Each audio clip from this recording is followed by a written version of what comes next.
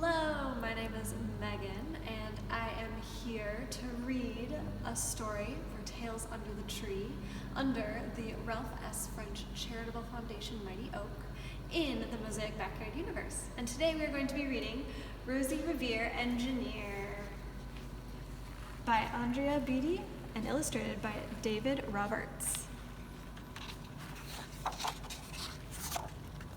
This is the story of Rosie Revere, who dreamed of becoming a great engineer.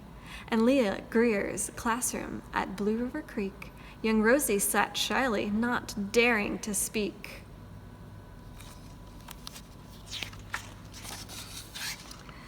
But when no one saw her, she peeked in the trash for treasures to add to her engineer stash. And late at night, Rosie rolled up her sleeves and built in her hideaway under the eaves. Alone in her attic, the moon high above, dear Rosie made gadgets and gizmos she loved. And when she grew sleepy, she hid her machines far under the bed, where they'd never be seen. When Rosie was young, she had not been so shy. She worked with her hair swooping over one eye and made fine inventions for uncles and aunts, a hot dog dispenser, and helium pants.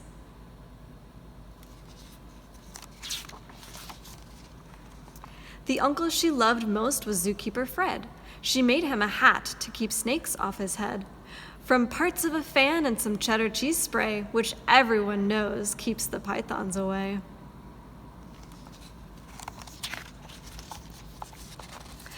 And when it was finished, young Rosie was proud, but Fred slapped his knee and he chuckled out loud. He laughed till he wheezed and his eyes filled with tears, all to the horror of Rosie Revere, who stood there embarrassed, perplexed, and dismayed. She looked at the cheese hat and then looked away. "I love it," Fred hooted, "oh, truly I do." But Rosie Revere knew that could not be true. She stuck the cheese hat in the back of her shelf, and after that day kept her dreams to herself.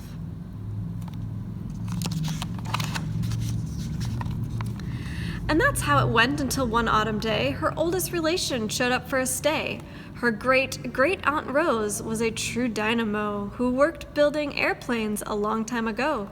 She told tales of the things she had done and goals she had checked off her list one by one. She gave a sad smile as she looked to the sky. "The only thrill left on my list is to fly.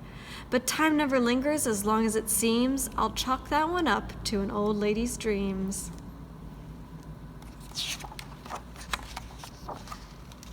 That night, as Rosie lay wide-eyed in bed, a daring idea crept into her head. Could she build a gizmo to help her aunt fly? She looked at the cheese hat and said, "No, not I." But questions are tricky and some hold on tight, and this one kept Rosie awake through the night. So when she approached the red streaks lit the sky, young Rosie knew just how to make her aunt fly. She worked and she worked till the day was half gone, then hauled her cheese copter out onto the lawn to give her invention a test just to see the ridiculous flop it might turn out to be. Strapped into the cockpit, she flipped on the switch. The cheesocopter sputtered and twitched. It floated a moment and whirled round and round, then froze for a heartbeat and crashed to the ground. Then Rosie heard laughter and turned round to see the old woman laughing and slapping her knee. She laughed till she wheezed and her eyes filled with tears, all to the horror of Rosie Revere, who thought, "Oh no, never, not ever again will I try to build something to sputter or spin, or build with a lever, a switch, or a gear, and never will I be a great engineer."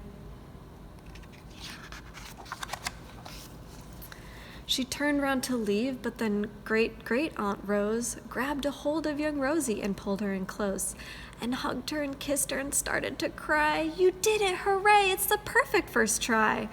This great flop is over, it's time for the next. Young Rosie was baffled, embarrassed, perplexed. I failed, said dear Rosie. It's just made of trash. Did you see it? The trees copter crashed. Yes, said her great aunt. It crashed, that is true. But first it did just what it needed to do. Before it crashed, Rosie, before that, it flew.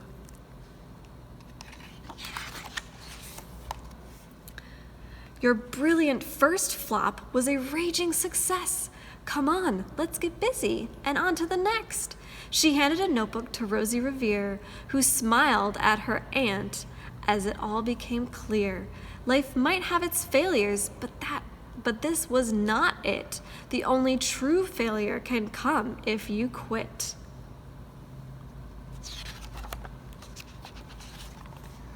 They worked till the sun sneaked away to its bed. Aunt Rose tied her headscarf around Rosie's head and sent her to sleep with a smile ear to ear to dream the bold dreams of a great engineer.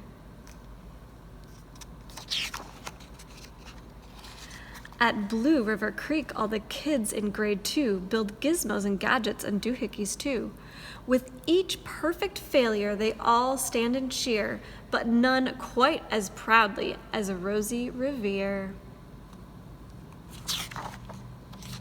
The end. And at home, you can take some plastic cups or Tupperware and try to build a tower as tall as you can.